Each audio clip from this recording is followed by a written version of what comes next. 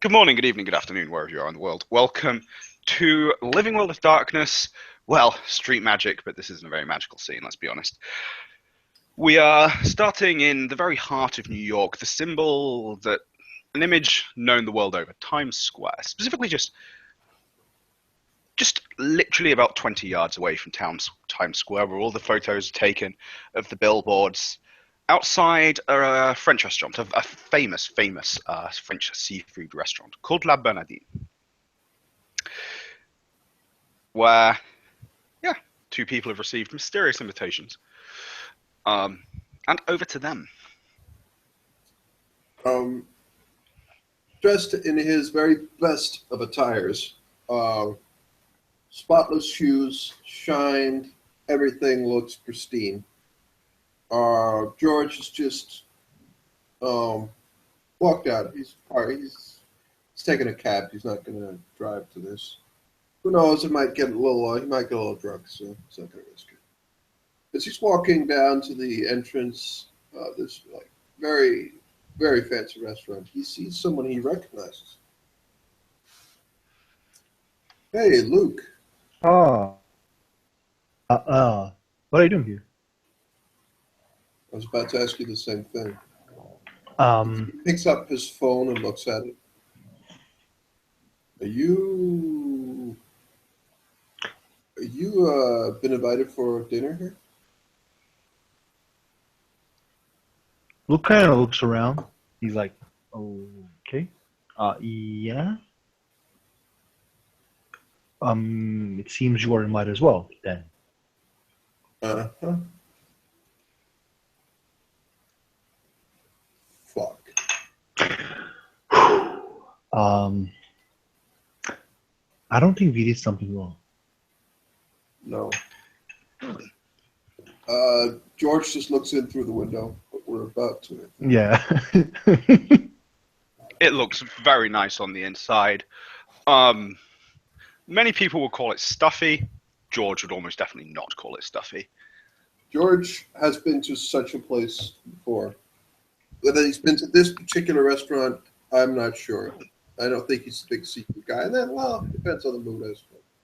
But Yeah, this is the sort of place that even with George's money, you are waiting well in advance for a reservation. George just looks at Luke and just, have you been to this kind of place before? He kind of looks inside and says, "Oh man, every day." Right. Yeah, like this is kind of expensive for me. Well, just, I know this might sound weird, but just follow my lead, all right? He shakes his head, he nods, and then follows. George walks in and just says, mm, mm, good evening to the head waiter. The maitre d' at the door. Um, a uh, a slightly sort of a smile, but there's a disapproving look in the eyes. One that the maitre d's of three-star Michelin restaurants probably specialize in more than anyone else. You have a sense that he almost definitely knows the value of the suit you're wearing down to the cent. Then she's looking more even disgusted to Luke. Yeah. Hello, sir. Sirs, do you have a reservation? George will just say the name they've been invited for. It's an invitation. It's Richard Andrews. Which Richard Andrews should have a reservation. We've been invited for dinner. Oh, George's surname is... What's George's surname? Second name? Williams. Sorry, wait. Actually, I think it's Hamilton. Now that Mr. Hamilton, Mr. Green. It's a pleasure. Mr. Rickards has called ahead to say he is... Sorry, Mr. Richards is called ahead to say he's running late. I will show you to your table. Do you want a glass of wine whilst you're waiting? Yes, please. Um, I, I am, I'm really fortunate to be in such a fine Of establishment, and course. I will trust your best expertise in facilitating us in these matters. He flashes him a warm smile. I'll speak to the sommelier, I will just take please, a and she water, will he says, Luke with a smile. lead you to um, a small round table, gently lit in the dining room. There is the constant hum of low conversation and an intoxicating combination of delicious smells.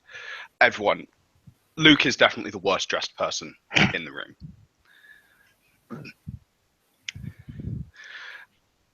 And sits you around a small table with 3 chairs around it. And so I'll bring your drinks over immediately. And not a short while, a waiter appears with a tray, puts down a glass of um, champagne in front of George, and a glass of water with ice and a slice of lemon in front of Luke before vanishing. Luke kind of looks at the George and says, "Do you see that lemon?" Just, well, it's not the kind of place where you know, can customize too much on what you get. Trust me.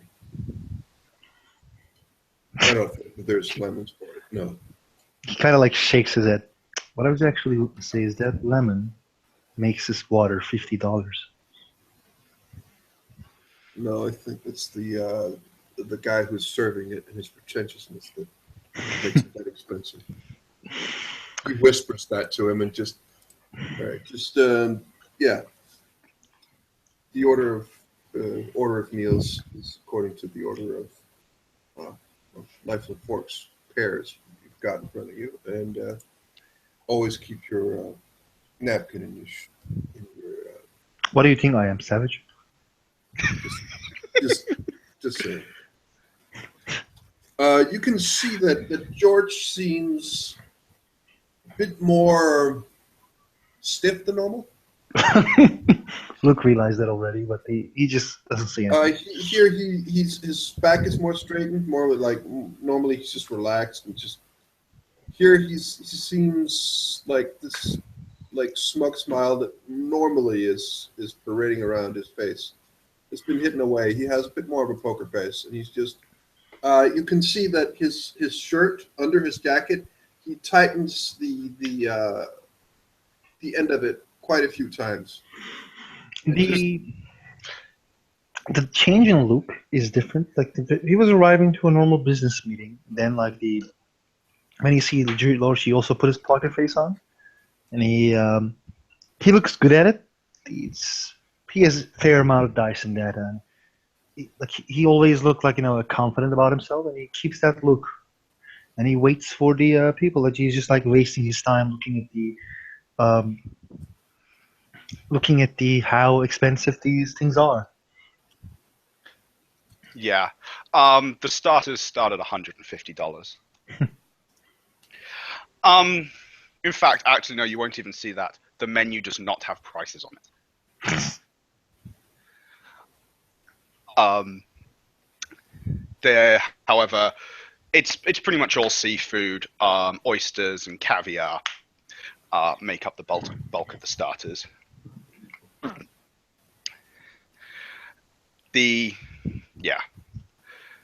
After a few minutes, for a man who comes into the restaurant, talks to the maitre d', shakes by the hand and walks towards the table, hurriedly smiling. He is the only person in the restaurant not wearing a tie. He is wearing, however, an immaculately tailored jacket and shirt. I'm terribly sorry I'm late. Is it George and go by Luke? And he will extend hand to shake. Luke will shake his hand. He's surprised that he already knows his name because first he got it by his surname, Gree, which means that they know his surname, and now they even know his nickname.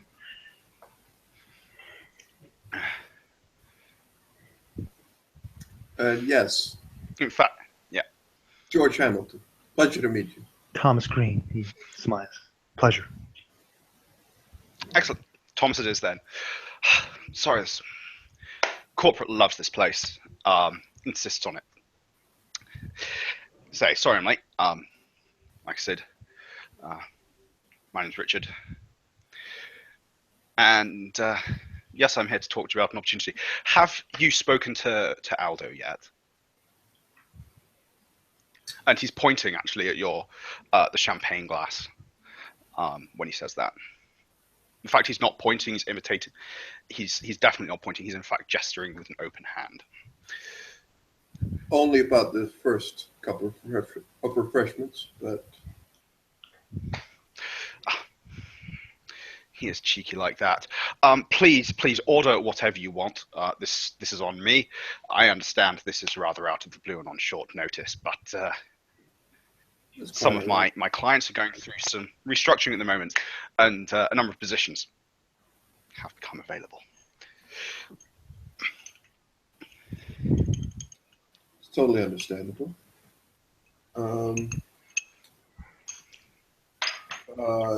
George will begin to look at the menu, and I will have the oysters of Brion, and I believe a good white wine.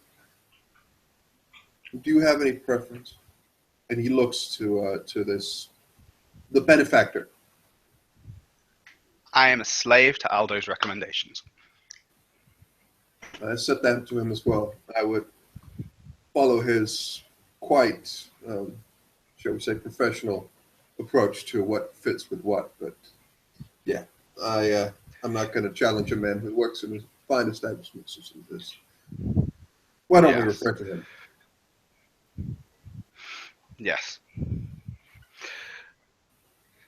I must say, please though, also relax. The first time I came here, I got used to my previous thing. Before I was in business, I worked in the forces. I served in the forces, and I became used to slightly more humble fare. And I didn't think I was going to like it the first time I came here, but it will blow you away. Well, I haven't been at this And when a waiter comes to take the order, he will order the caviar and the monkfish. As said before, George will order a what are they called? Swordfish and oysters. Luke orders the same. George. Excellent. The one thing I've never plucked up the courage to try is the octopus. Squid is good, but it always seemed a bit strange to me. Well, the way I've seen it, the texture itself is quite delicate, and it takes a lot of skill to do right. Actually, what I've found is that the Japanese cuisine is the best when it comes to octopus. I have a few recommendations if you want to try. They do it well, very well. Oh, please. Definitely. Well, there's they use this technique where they boil it and then they fillet it in a fairly fine plates, and then they fry them on the pan. It's very delicious. It prevents the meat from getting very rubbery. So. Oh, fantastic. But yes. And he will continue making such small talk for a while until the starters arrive. He is impeccably polite. seems genuinely interested in both George and Luke. He will make an effort to bring Luke into the conversation. He will join the conversation. George will at some point ask him, when he said the forces, what specifically that means. Is it? Oh, like I'm armed sorry. forces? Yes. Sorry.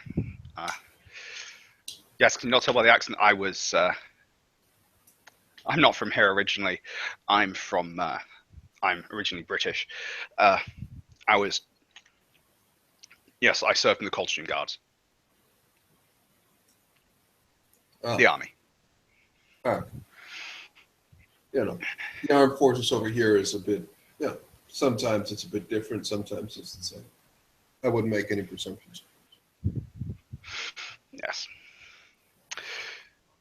So, and when the starters arrive, and you can tell it is impeccably displayed, these plates have appearance scores. I mean, you've both seen on TV what Venice looks like in these Michelin places. is just a different world. I mean, yes.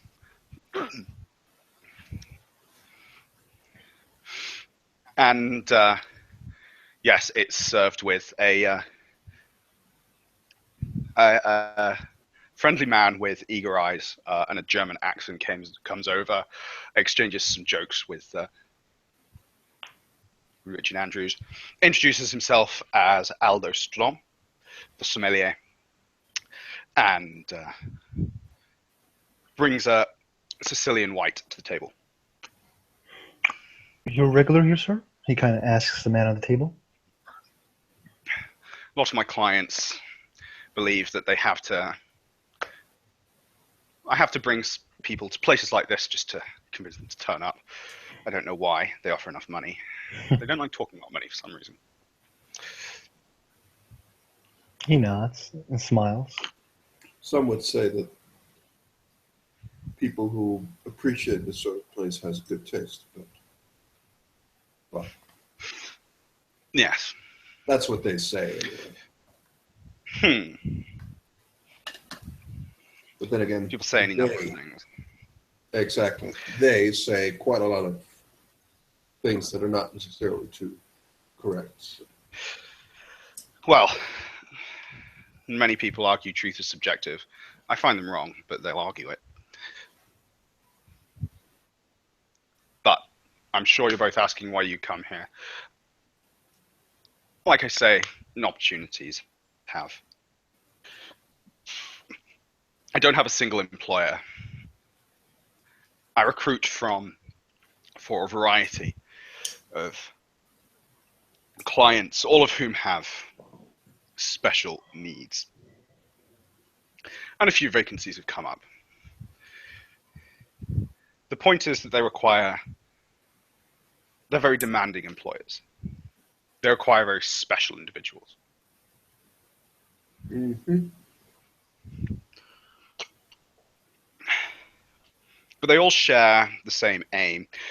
I could tell you about money, which is substantial, and attendant benefits, which are also substantial. But main thing is that at a high level you have to believe in what you're doing. They believe that talent should not be wasted. They also think the world's in a dangerous place. Do you agree?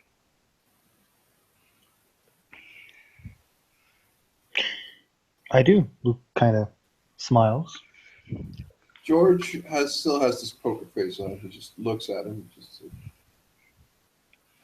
well, I appreciate diplomacy and certain understandings when talking, but we're just the three of us, and I think we can speak a little bit more plainly.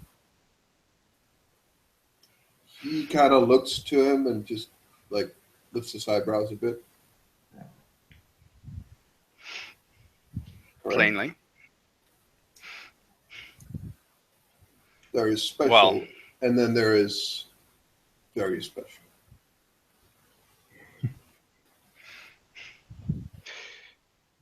you are right. There are very special people.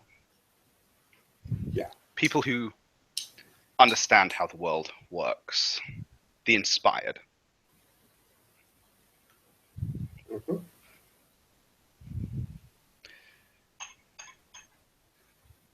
My clients have done a lot of work to prevent the world's slide, to bring order and reason to the world. They've benefited doing so.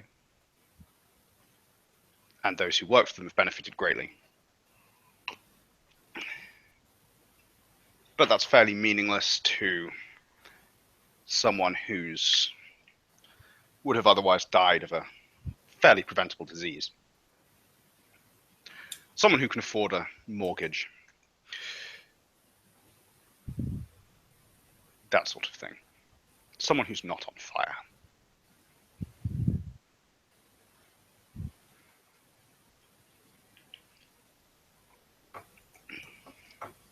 Reasonable aims?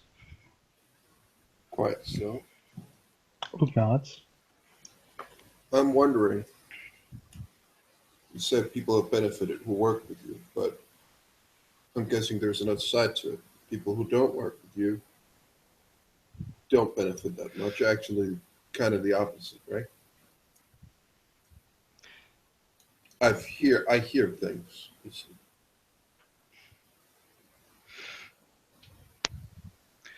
When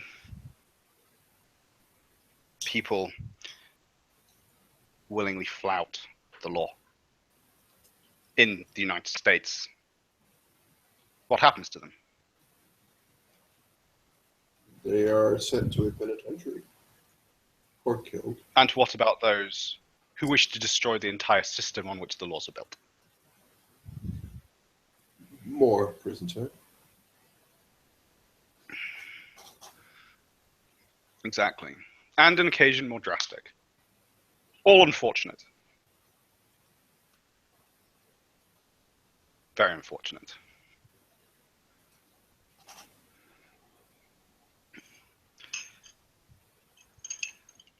But yes, people who've worked against my clients have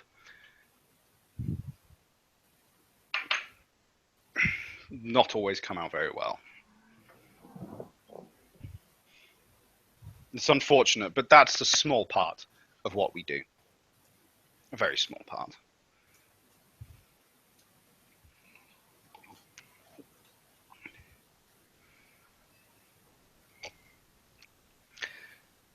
The simple thing is, people who encourage insanity, and superstition, and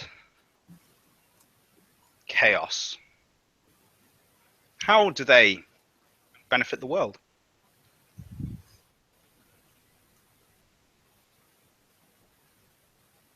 Not a lot, Have they ever benefited either? but there's a difference. What is it? Well, there's a difference between some people being productive, giving to society, helping society, and those who don't. There's a difference between trying your best to have as many people helping society and then going out and correcting some of the people who do not, in your perspective, aid society. There are a number of people who do not aid society that we do not care about. That's true. People who want to destroy the system. Because the world is about so much more than the special.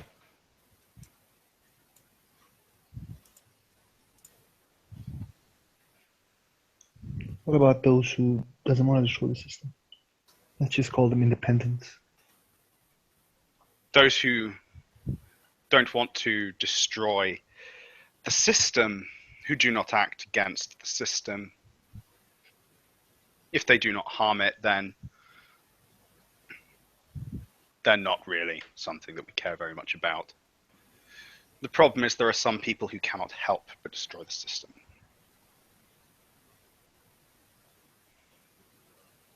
Luke nods. And I'm quite sure that those people will have their due, well, should we say, accountants catch up to them rather quickly. That's really not my concern. Or I have every No. faith in the police department of New York, and IPD has been really effective in the last couple of years, especially. I heard in Staten Island they even finished the Yakuza. Yes, they've been working there. Extremely effective, very, very productive.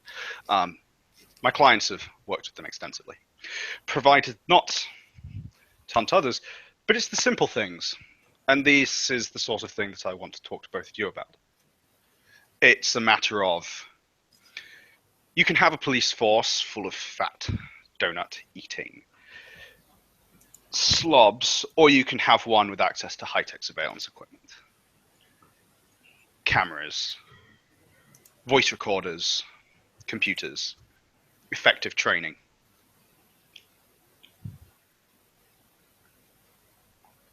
We've supplied a lot of that.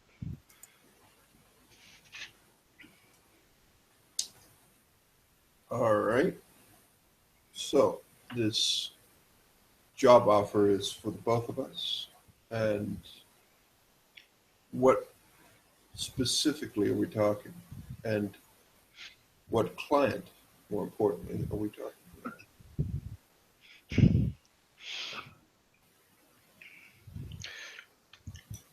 For you, George, do you mind if I call you George? I don't know.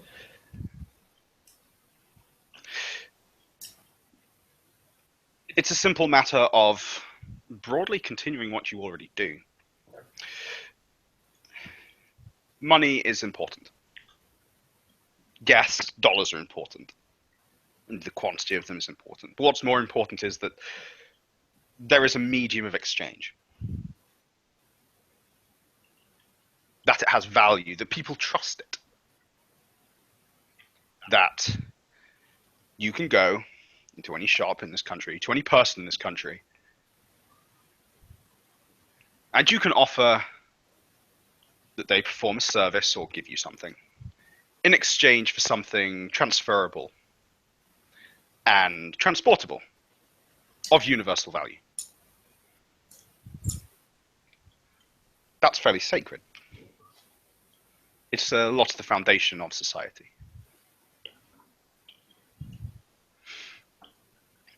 Reinforcing the idea of how sacred that is makes fair profit. A lot of it's pocketed by the client I had in mind for you. The rest is used to fund a variety of other projects.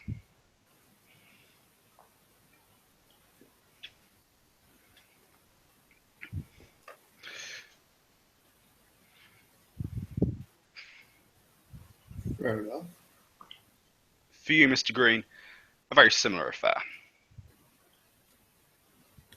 Although,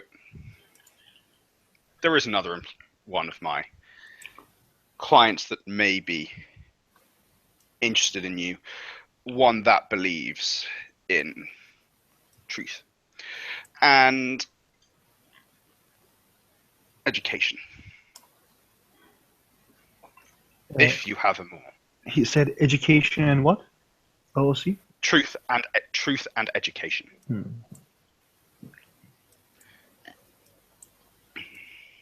Luke, eyes are narrowed. They are like the ones he's who interested. they work very closely with the police department, imposing a degree of order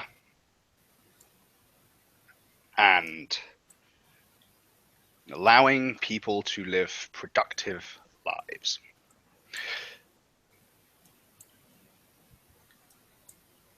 Away from, like you say, we'll be frank, there are things out there.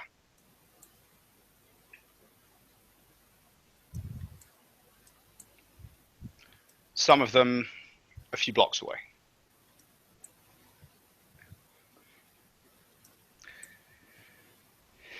The people are much happier not knowing, not having that sort of thing disrupt their lives. So you're Building not an talking organized and coherent society. So you're talking about us being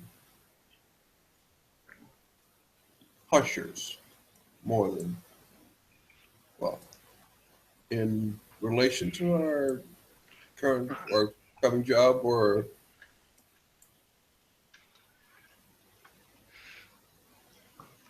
I'm talking about a fairly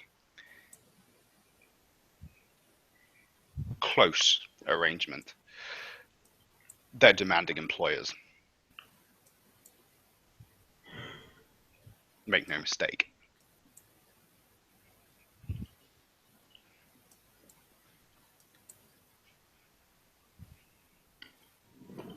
George just looks to Luke, looks back at him, and names of these employers are something we will be privy to later, or Yes. mm-hmm. They, for the most part, keep their identities relatively confidential. Not the sort of thing one like spouting in the middle of a restaurant. I'm sure you understand. Quite so. Totally. Neither one of you needs to make a decision today. Definitely not. But you do need to at fair pace. A week at the most, realistically.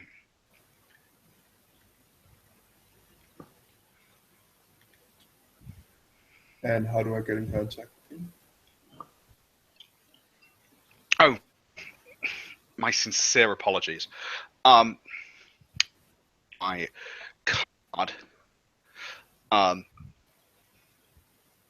If you call me, it will come through to me. It normally gets diverted a few times, depending on whereabouts I am.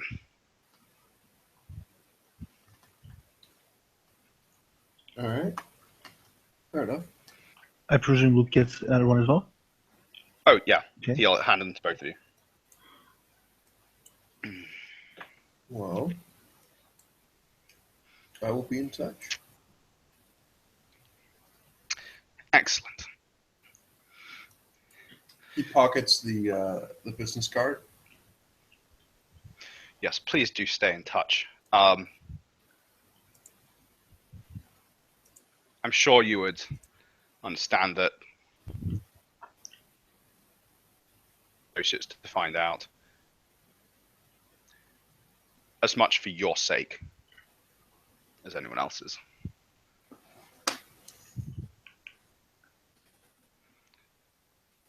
Some people can be quite extreme where we're concerned.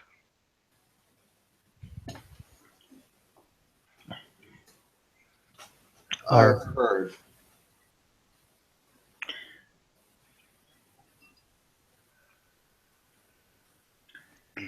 Luke is thinking it's obvious.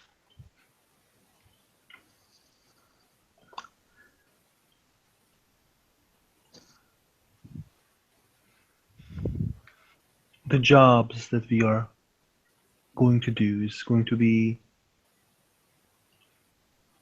it's not named yet, but it will be named after we make our decision. The employer, yes.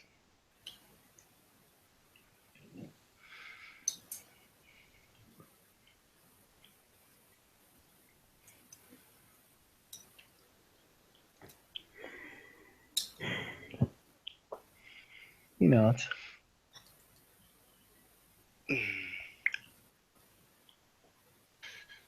But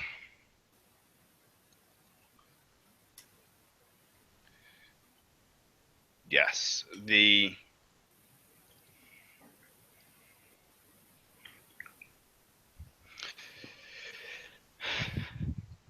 if you refuse, then obviously nothing more will be disclosed to you.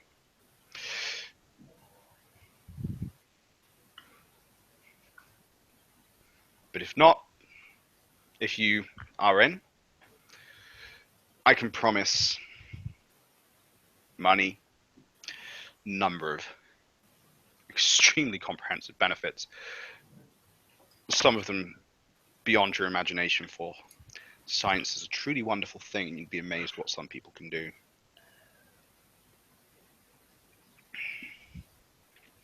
You'd have an opportunity to do something with your talents.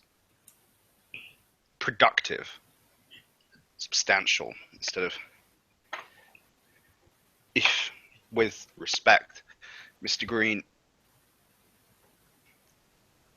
you're a talented man. You run a Starbucks.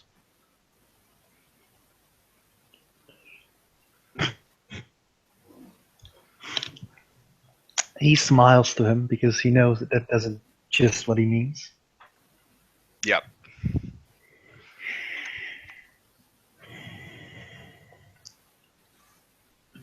I'm not talented It as could be so much more.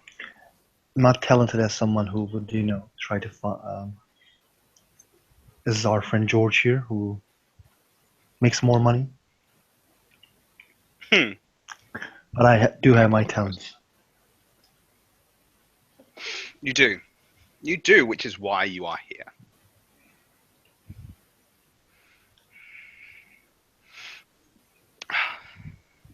You do.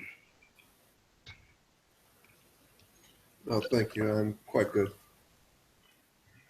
Diet. He kind of smiles. I gotta keep my body normal. Of course. Of course. Perfection within, perfection without.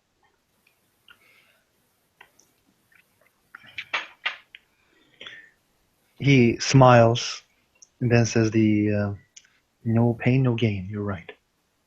Hmm. I would love to eat some chocolate, but it pains me to not eat. Hmm. Yes. Yes. You think, Yopums, you're not married to my wife. If I eat dessert here, then I swear she can smell it, and that's really not worth the struggle.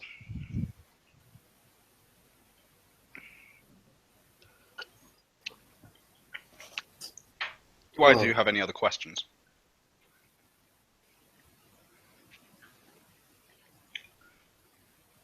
George looks as he's just finished his swordfish. He's just looking, and he's unusually quiet, more quiet than Luke has ever seen him before. Luke is also Luke is normally quiet, but he's also more quiet than he usually is. George just seems to observe this dude, and he's just sitting there, and well, I'm assuming if I come up with any queries, I can call you.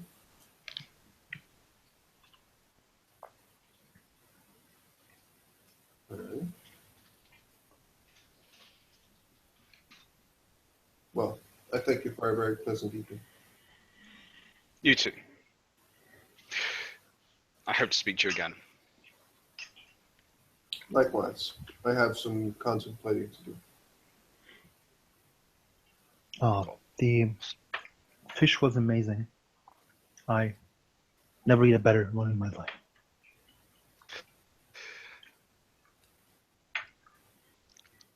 Exactly. Well, if you get in, you can maybe transfer into recruitment. I also need to do some thinking. I thank you for this amazing offer.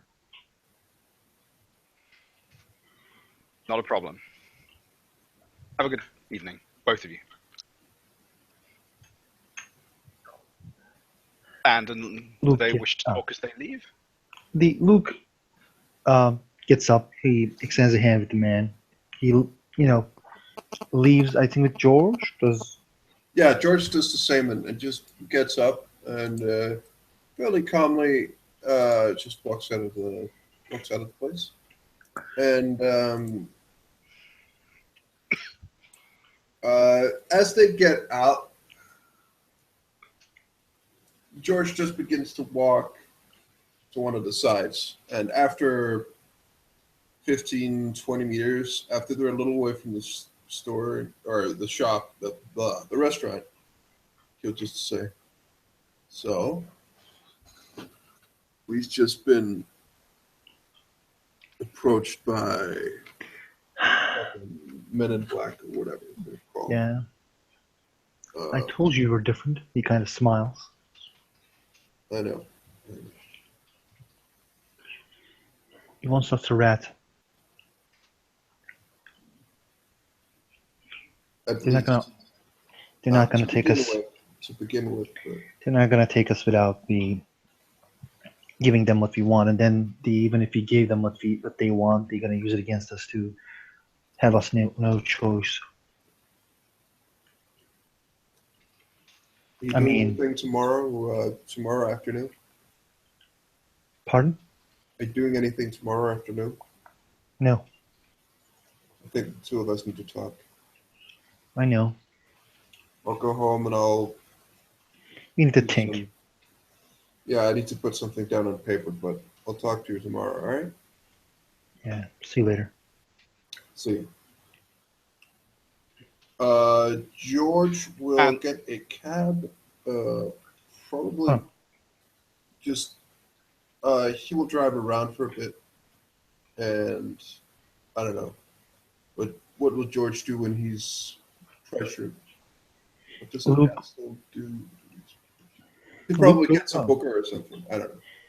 Luke goes to home, goes back, takes his gym suit, starts running, puts some music on to his with headphones and running. He starts thinking and practicing magic by running. And with that, we will end our scene. Thank you, players, for playing, and thank you, watch, for watching. This has been Living World of Darkness Street Magic, and we will see you again. Goodbye.